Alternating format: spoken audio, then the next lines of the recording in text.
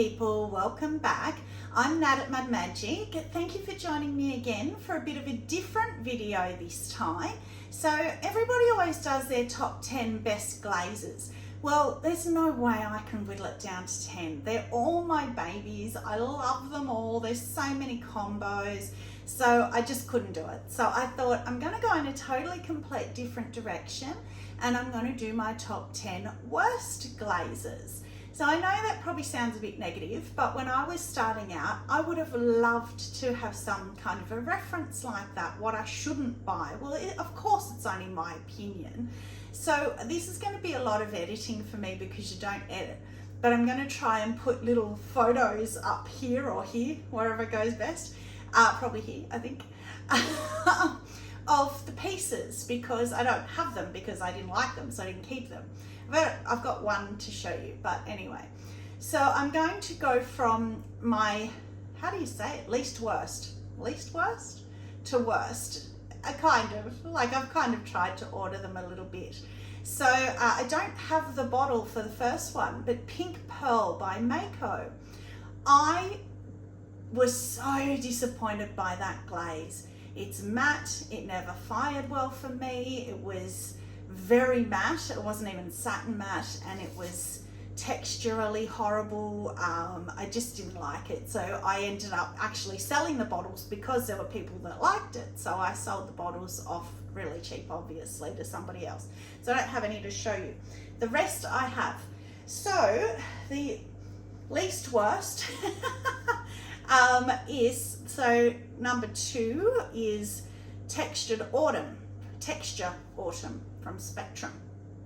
So this one, I just don't like it because it's a real greeny browny yuck color. I did that bunny mug. If I've got a photo of it, it will be here. And it's just a greeny brown, disappointing, horrible.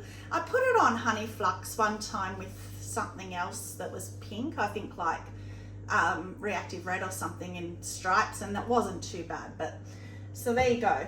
Applies okay, that's why it was food safe and everything, so that's why it's up the top of the better of the worst.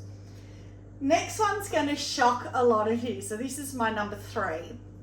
Number 1 being the best, 10 being the worst. Number 3, I mean, it won't shock you if you're part of the Mud Magic family, but a lot of people will be like, oh, seaweed. I hate seaweed. I cannot love this glaze. I have tried to love this glaze. Even in the photo, it shows that it breaks brown. I can't fall in love with this glaze. I have a few very select little people that agree with me. I don't mind it again in combos. That's why it's at number 2. So it will probably always be in my arsenal of glazes, but it's not something that I would ever have a big gallon bottle of. So yeah, and I mean, people use it in the Northern Lights. I don't even like it in Northern Lights. I have tried to love it. Don't like it. Sorry, seaweed. Next one, we're all going to cheer and agree with this one, except that it's only number 4, is Opal Luster. What a disappointment. Now, if anybody's got even close to this, please share, please tell me. Somebody once on Mako put up, they did 6 coats and got this. I'm yet to see it. I haven't tried it, to be fair, 6 coats, but it is only at number 4 because it applies nicely and it's a good base if you want a beigey brown kind of color, except it breaks. Well, I mean, you can see here it breaks an even darker kind of a brown. So if you put it on, like I've done it on the bottom of mugs sometimes, and it's okay with other glazes on top if you want a beigey color. I did it on those plates and I didn't like it because it was thick and thin and it had that darker brown within the beige, and where the plate lip was, it had the darker brown. So anything brown's going to go there, right, for me. So then the next one, which is number 5, because I had one that didn't have a bottle for, is good old Junebug. Now again, the reason Junebug is not further down the list is because it applies okay for these copper kind of glazes. You've got Copper Float and Copper Red, not Copper Float. Copper Red and Flambe. Copper Red and Flambe in this same range, and Blue Spark. Blue Spark is fine. Copper Red and Flambe I love, but only if they work, and they're very temperamental, very hard to get them to work. Junebug works okay, I just don't like the colour. It's this olive green colour, so that one's purely off colour. I get the metallic, I get that reaction. Freddie actually fires it quite nicely, just don't like the colour. So hopefully I've been able to put pictures up here for you. Next worst is, again, probably going to surprise some people, River Rock. I can never get colour out of River Rock. I know people do. I've tried it on texture. I've given it a fair shot. It's about down to here. I've tried and tried. I can't get it, and so it's just brown. And you know me and brown, so River Rock makes it into there. I'll probably never buy it again.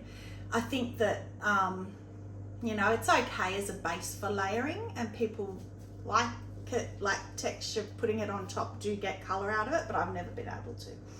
So River Rock, and then the next one.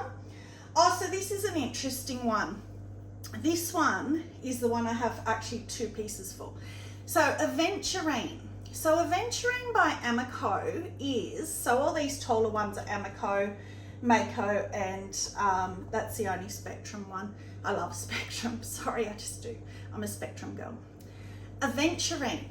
What a waste of space in your glaze cupboard. Do not buy this glaze. If I can say anything to anyone, absolutely categorically, nobody needs this glaze.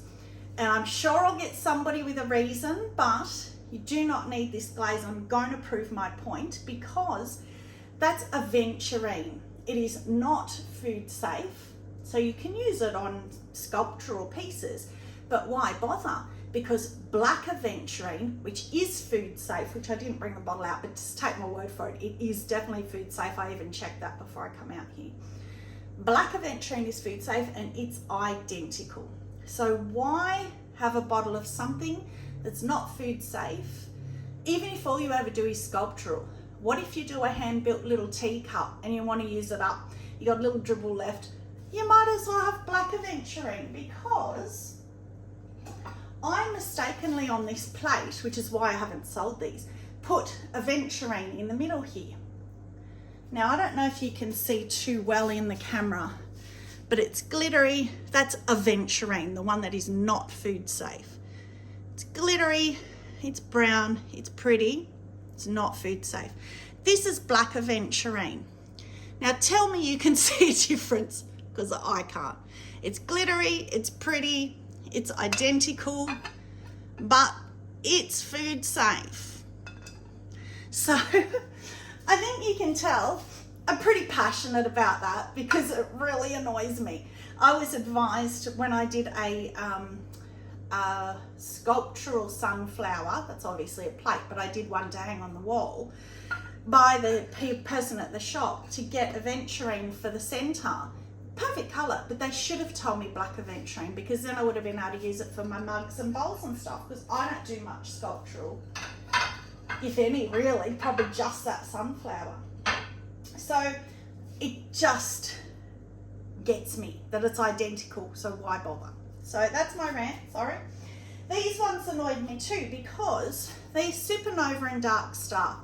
So they're the only two that I bought in this range from Amico, which was the Cosmos range, the new range that I brought out, what, last year, I think? Even the year before, no, last year, maybe early last year, about a year ago, anyway. They're okay, they worked for me. I definitely got the reaction I was meant to get. I got the opalescence off both of them. However, you can't put a liner with them, and I know people have, and people will say that they have got results, and that's great, but generally you can't. I've tried, never been able to put a liner with them. So you can only glaze outside, which again, sculptural is fine, and that's what I use them for. I did Poirot mold and I used them for it. So they are food safe, but they're not, I'm pretty sure they're not dinnerware safe, in that they'll scratch because they've got the opal finish. So I'm not positive, but I think Amico don't recommend them for cutlery scratching them, but they're food safe. So I don't know, but you can't glaze inside a piece if you use these on the outside. And also too, Amico said that you could put an underglaze colour first and then put in particular supernova over the top, and the underglaze colour would show through. I did a lot of testing. Nope. It either crawled, reacted with the underglaze, covered the underglaze, or it just went ugly colour and just didn't have the opalescence. So as I say, this is just my ones that I don't like. People will, and people won't agree, and that's fine. That's part of the pottery world. Oh, so they are in my list, Flay and Copper Red. So I've put them as one because to me they're the same. They fire exactly the same. You can hear how much I haven't used that. It's completely dry. They look very, very, very identical. It's very hard to tell them apart. I've done test pieces and they come out very identical.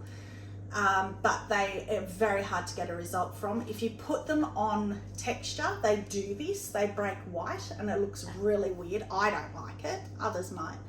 But I have done, and I'm going to do Copper Red again. I haven't given up totally on it because I love the colour. If you do it on like a flat mug with no texture, like the outside of a mug with no texture, because they are food safe as well, I think it looks better because you don't get that breaking white. But again, you need 4 really thick, like custard coats, really thick. And then I haven't tried this yet, but a few people have said 1 coat of the Amico Zinc Free Clear over the top apparently really helps bring the colour out. So I want to test that as well. So that might even be in the next kiln. Well, actually, it'll be a previous probably to this with all the editing I have to do with this. I don't know. So the next ones that I'm really disappointed with, and I'd actually like people's advice on, well, on all of them. If you've got combos and stuff that you like, I'd like to use them up. The 2 mud cracks, never see them on Mako either, so I'm assuming people don't use them. I got the black and white mud crack from Mako. So they crack like this, and they do, that works. They do crack like that. But I had all these visions of doing things like my skull mugs, making it look kind of like bones, or doing mugs but putting like an underglaze colour and putting the white or the black over, like over a red or something. I've never been able to get them to work. They either do that or then they have a big space where they don't crack or they crawl away. Or so yeah, if anyone's got advice on them, but yeah, they just sit there. They sit on my shelf. And then last and definitely least is Reptide. Oh my goodness, I cannot stand Reptide. I've tried it. And Lisa from Finkel Pottery started a Facebook group where the whole thing was to challenge you to reuse a glaze you didn't like. And I pulled out Reptide and I still didn't like it on my retry of it. So for me, it gets lumpy pieces on it that look, for want of a better word, look like bird poo. Like they literally look like a splob, and it's really raised and lumpy and white. And that's the only way I can think to describe it. Well, there'll be a photo if I got a photo actually, because it was a while ago that I did it. So any that I have the photos that I can dig out the photos for will be up here. If there's no photo, then that means I couldn't find one. So I will do my best. But there you go, a bit of a difference. Top 10 most disliked glazes by me, my ones. So that's it. So thank you very much for joining. Stay muddy and have a magic day. Bye.